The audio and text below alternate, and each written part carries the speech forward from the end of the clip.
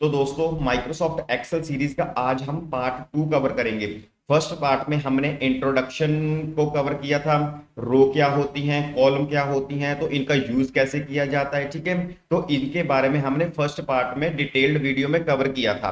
तो आज के इस पार्ट में हम जानेंगे कि एक्सेल में डाटा कैसे टाइप करते हैं एंड इसके बेसिक फॉर्मूलाज भी कवर करेंगे। तो डाटा टाइप करने के लिए सिंपली हमें क्या करना पड़ेगा, माइक्रोसॉफ्ट एक्सेल को हम ओपन कर लेंगे। ओपन करने के बाद हमें जो सेल दिए गए हैं इसमें हमने क्या करना है, सिंपली क्लिक करना है। सिंपली क्लिक करने के बाद इसमें देन हम टाइप कर सकते हैं, जैसे हमने यहाँ पर सीरियल नंबर को टाइप कर लिया, ठीक है। सीरियल नंबर को टाइप करने के बाद जब हम टैब बटन प्रेस करेंगे कीबोर्ड से तो वो अगले सेल में विजिट कर जाएगा। तो अगले सेल में हमने सपोज यहाँ पर लिख दिया नेम ऑफ स्टूडेंट, ठीक है। नेम ऑफ स्टूडेंट जब हमें यहाँ पर टैब प्रेस करेंगे तो लेकिन आप यहाँ पर एक चीज देख सकते हैं कि ये जो एक्सेल का साइज है वो बी कॉलम से बाहर चला जा रहा है। तो इसको हम बी कॉलम में कैसे एडजस्ट कर सकते हैं। एंड जब हम कॉलम सी में कुछ भी टाइप करेंगे, जैसे हमने कॉलम सी में कुछ भी टाइप किया, सपोज हमने यहाँ पर सब्जेक्ट 1 को टाइप कर लिया, ठीक है।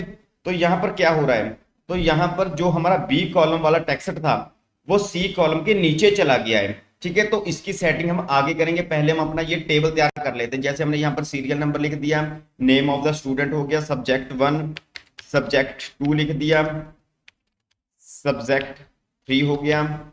आगे हम आज की इस वीडियो में हम सम फॉर्मूला कवर करेंगे, ठीक है। सम के बाद काउंट, मैक्सिमम, ठीक है, मिनिमम हो गया एंड एवरेज हो गया। तो आज की इस वीडियो में हम एक तो हम डाटा कैसे टाइप करते हैं एंड इसके साथ ये 5 फॉर्मूलाज, बेसिक फॉर्मूला कवर करते हैं जो हर एक ऑफिस में यूज होते हैं, ठीक है। तो सबसे पहले हम कॉलम एडजस्ट करना देखते हैं कि कॉलम को कैसे एडजस्ट कर सकते हैं, ठीक है। तो कॉलम एडजस्ट करने के लिए आपको 2 से मैं 3 तरीके बताऊंगा, ठीक है। तो सबसे पहले हम क्या करेंगे, जैसे नेम ऑफ द स्टूडेंट हमारी जो कॉलम की विड्थ है वो कम रहेगी है और वो सी कॉलम के नीचे चला जा चुका है। तो उसको सामने लाने के लिए हम क्या करेंगे, तो सबसे पहला तरीका होगा कि हम बी एंड सी के विचकार यहां पर जाकर डबल क्लिक प्रेस करेंगे, ठीक है। बी एंड सी के विचकार जाकर कर्सर से यहां पर डबल क्लिक कर देंगे। जब हमने डबल क्लिक कर दिया तो ऑटोमेटिक क्या हो जाएगा, कॉलम एडजस्ट हो जाएगी, ठीक है। एक तो ये तरीका हो गया। और उसके बाद अगर हम सेकंड तरीके की बात करें तो सेकंड हमें क्या करना पड़ेगा, सेकंड रहेगा क्लिक एंड ड्रैग। तो कुछ नहीं करना, इसके लिए बी एंड सी के विचकार जाना पड़ेगा एंड बी के विचकार जाकर इसको सिलेक्ट करके ड्रैग करना पड़ेगा। माउस का पॉइंटर दबाकर रखना है बी एंड सी के विचकार जाकर एंड इसको जितना भी हम एडजस्ट करना चाहते हैं इसके हिसाब से हम इसको एडजस्ट कर सकते हैं, ठीक है। ये तो हो गया हमारा कॉलम को एडजस्ट करने का। या तो आप बी एंड सी के विचकार जाकर डबल क्लिक कर दीजिए, ऑटोमेटिक एडजस्ट हो जाएगा, या आप क्लिक एंड ड्रैग भी इसको कर सकते हैं। तो इससे हम अपने कॉलम विड्थ को एडजस्ट कर सकते हैं। एंड अगर आप कॉलम को सिलेक्ट करना चाहते हैं, कॉलम को कैसे सिलेक्ट करेंगे ये देखो। जैसे हमने किसी भी कॉलम के हेडिंग पर, जैसे हमारे पास ये ऊपर A B C D E दिया हुआ है, तो इसको हम कैसे एडजस्ट करेंगे। जैसे हमने किसी भी हेडिंग पर क्लिक कर दिया, जैसे हमने बी हेडिंग पर क्लिक किया तो क्या हुआ, तो ये बी कॉलम ऑटोमेटिक क्या हो जाएगा, सिलेक्ट हो जाएगा। ऐसे ही अगर हम रो को सिलेक्ट करना चाहते हैं तो यहाँ दूसरी साइड 1 2 3 वाले हेडिंग दिए हुए हैं, ऐसे हमने 3 पे क्लिक कर दिया तो रो सिलेक्ट हो जाएगा, ठीक है। ये देखो यहाँ पर किसी भी हम हेडिंग पर डी पे क्लिक किया तो डी रो कॉलम पूरा सिलेक्ट हो गया। एंड यहाँ से हम इस सीरियल नंबर पर क्लिक करेंगे, जैसे 4 5 जिस भी रो को सिलेक्ट करना चाहते हैं सिंपली हम उस पर क्लिक करेंगे तो ऐसे रो एंड कॉलम को सिलेक्ट कर सकते हैं, ठीक है। ये तो आप समझ गए।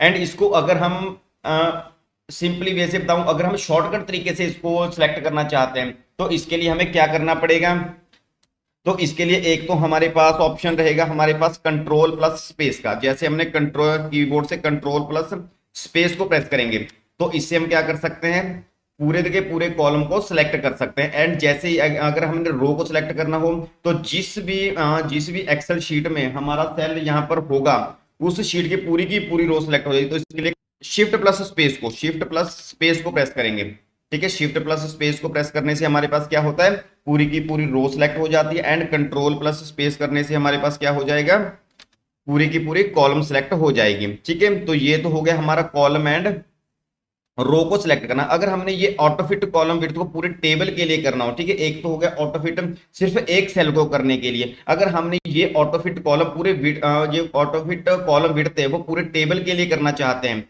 जैसे हमारे पास क्या जैसे ये देखो सीरियल नंबर है, सीरियल नंबर के लिए इतनी जगह बहुत है, ठीक है, नेम ऑफ द स्टूडेंट इसके लिए इतनी जगह बहुत है, ठीक है, यहाँ से हम क्लिक एंड ड्रैग कर रहे हैं, ठीक है, सब्जेक्ट वन के लिए इतनी जगह बहुत है। तो ऐसे करने के लिए हमको काफी टाइम लग जाए, हमारा काफी टाइम वेस्ट होता है। जैसे हम सब्जेक्ट टू को करेंगे तो यहाँ पर हमें टाइम काफी वेस्ट होगा।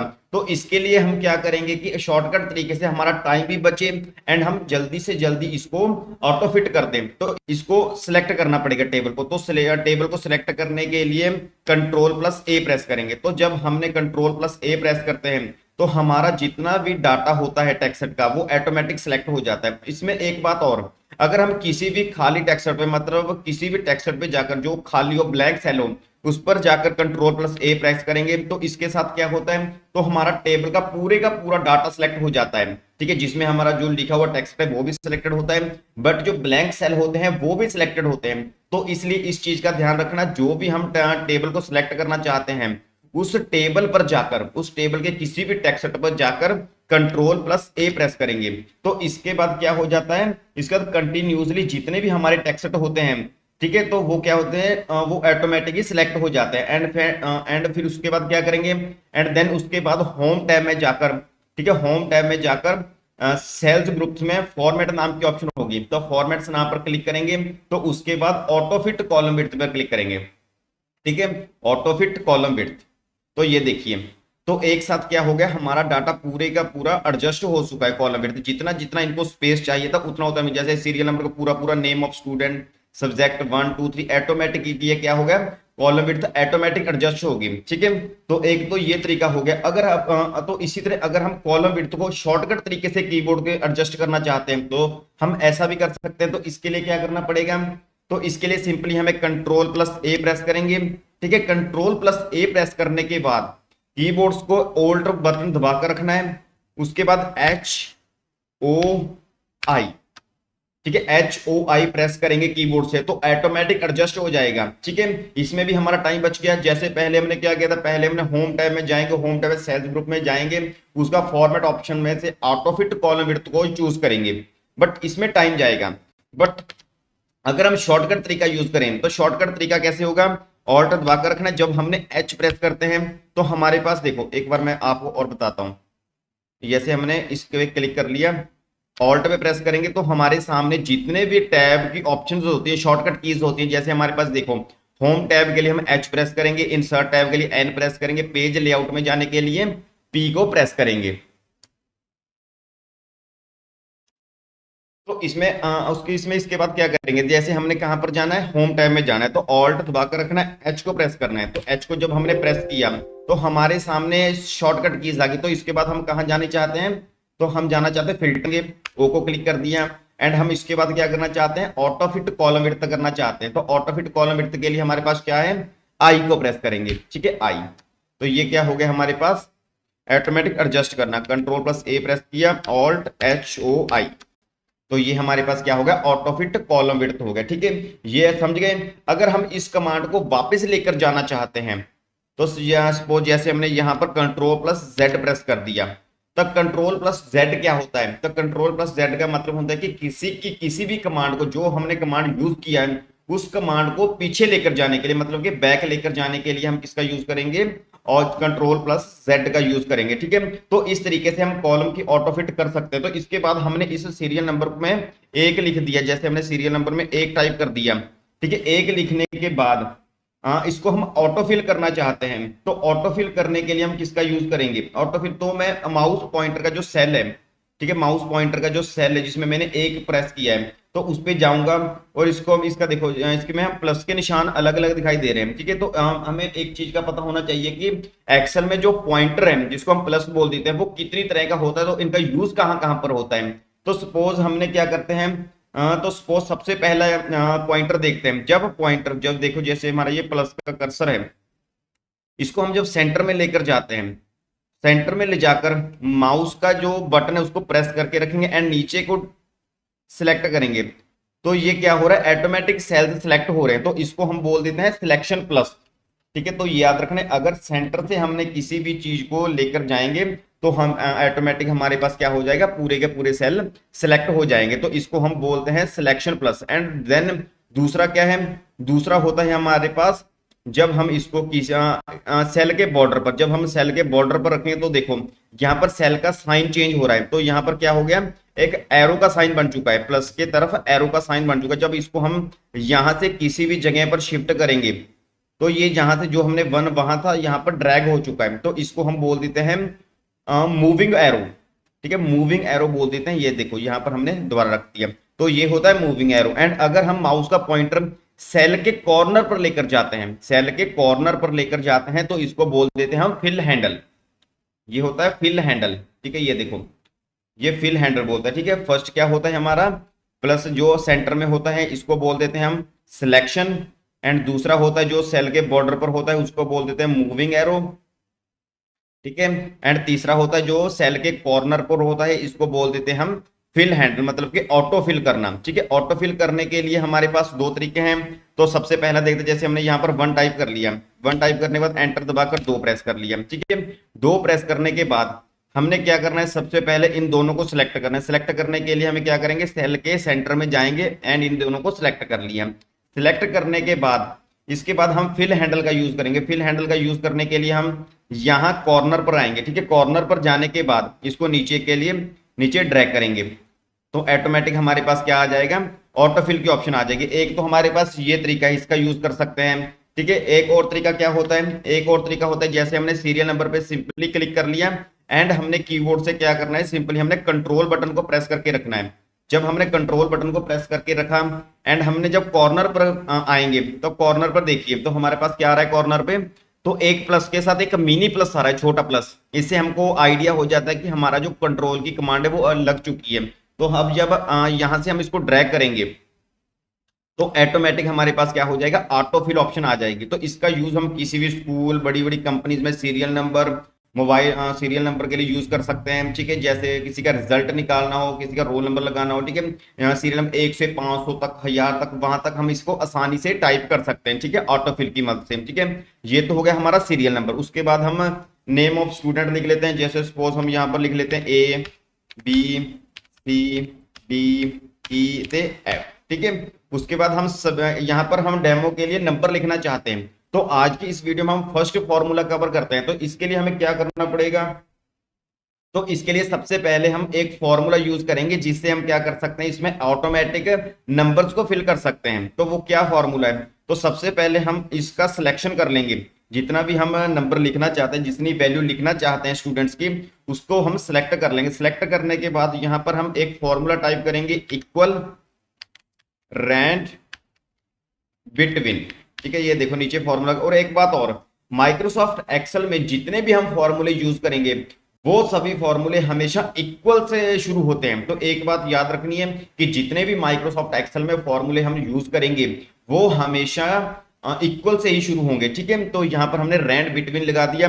रैंड बिटवीन लगाने के बाद शिफ्ट से हम ब्रैकेट को ओपन कर लेंगे। ठीक है, तो हमारे पास ये दो चीजें पूछ रहे हैं, एक तो बॉटम एंड टॉप। बॉटम का मतलब होता है कि हम स्टार्टिंग कहां से करना चाहते हैं, वैल्यू कितने, नंबर कितने रखना चाहते हैं। सपोज हम 25 से शुरू करना चाहते हैं, 25 से ही ऊपर रहने चाहिए। ठीक है, 25 यहाँ पर हमने कोमा लगा दिया। एंड टॉप में हम रखना चाहते हैं 95। ठीक है, बॉटम का मतलब होता है कि नंबर कहां से शुरू करने, 95 का मतलब होता है कि नंबर हमने कहां पर खत्म करने। ठीक है, तो अब क्या करेंगे, हम इसको क्लोज कर देंगे, ब्रैकेट को क्लोज कर दिया, शिफ्ट दबाकर 0 को प्रेस कर दिया एंड एंटर प्रेस करेंगे।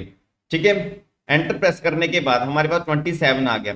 तो इसके बाद हमें कुछ शॉर्टकट यूज करेंगे, उसका शॉर्टकट आप लिख के रख लेना है। ठीक है, तो इसके लिए हम यूज करेंगे कंट्रोल प्लस डी।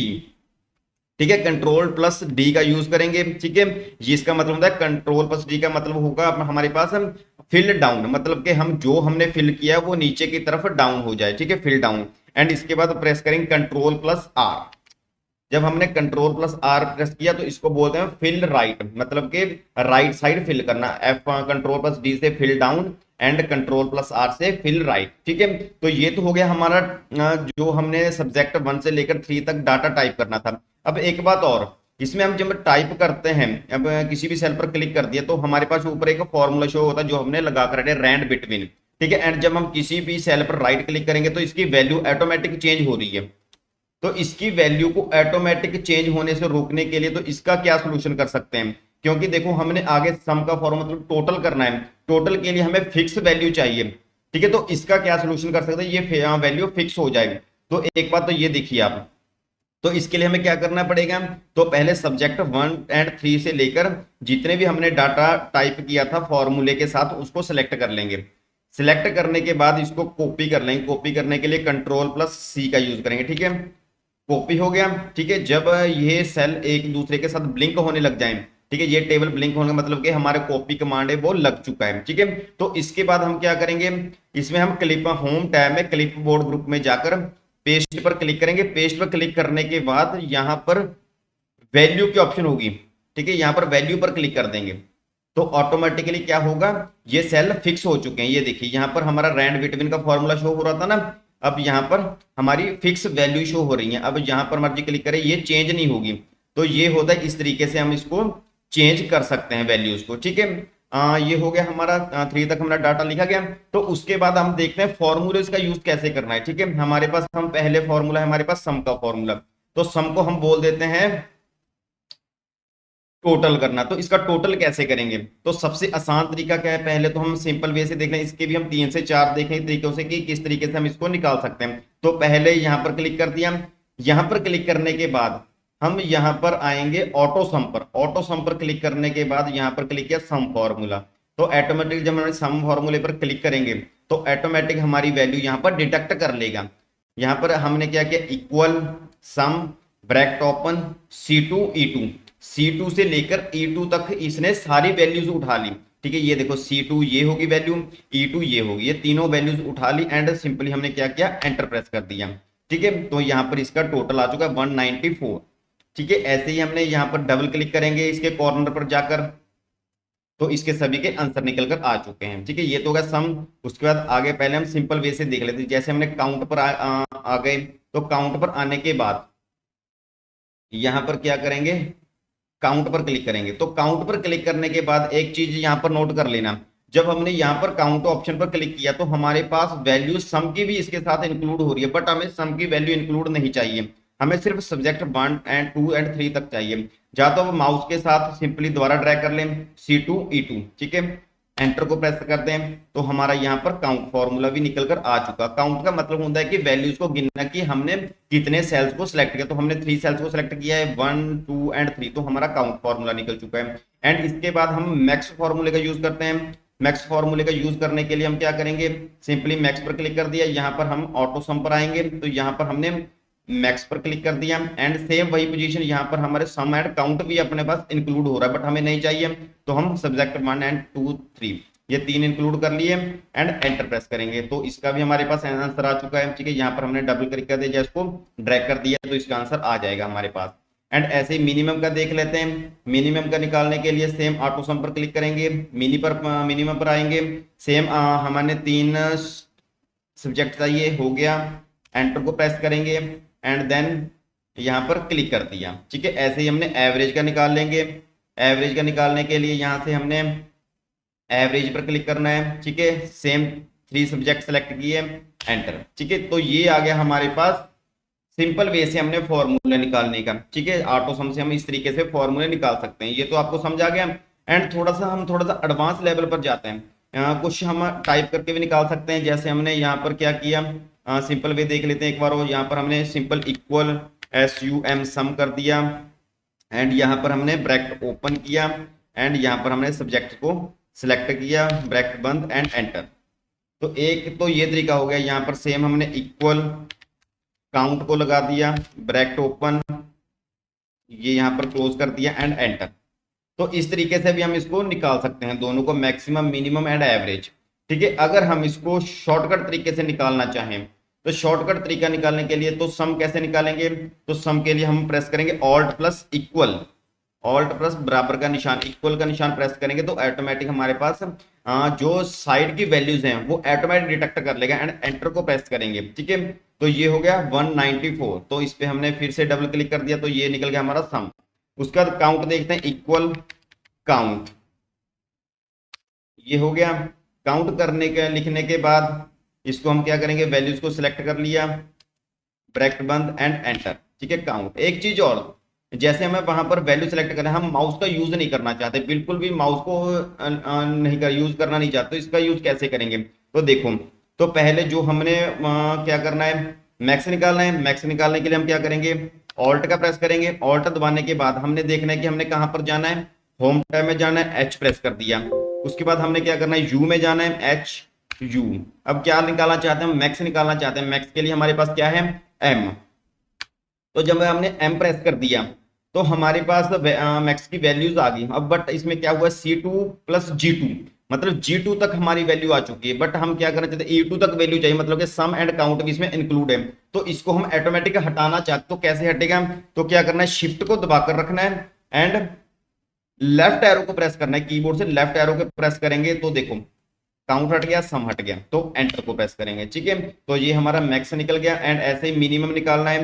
मिनिमम निकालने के लिए सेम ऑल्ट दबाकर रखना है, एच, ऑटो सम में जाना है, यू, एंड मिनिमम के लिए हम यू प्रेस करेंगे, आई, ठीक है। मिनिमम के लिए आई प्रेस किया। एंड हमारे पास देखो सब्जेक्ट जो चाहिए हमें, सब्जेक्ट 1 2 3, बट हमारे पास सम काउंट मैक्स तीनों चीजें इंक्लूड हैं, तो इसके लिए हम सेम प्रोसेस रखेंगे, शिफ्ट दबाकर रखना है, कीबोर्ड से लेफ्ट एरो को प्रेस करना है, ठीक है। मैक्स चला गया, काउंट चला गया, सम चला गया, हमारे पास सब्जेक्ट 1 2 3 एंड इंक्लूड हो गया, एंटर प्रेस करना है, तो हमारा ये मिनिमम आ गया, ठीक है। ऐसे ही एवरेज निकालना है। एवरेज निकालने के लिए alt, H, you, and average के लिए क्या होगा, एवरेज के लिए होगा ए, ठीक है, ए प्रेस कर देंगे तो एवरेज आ गया।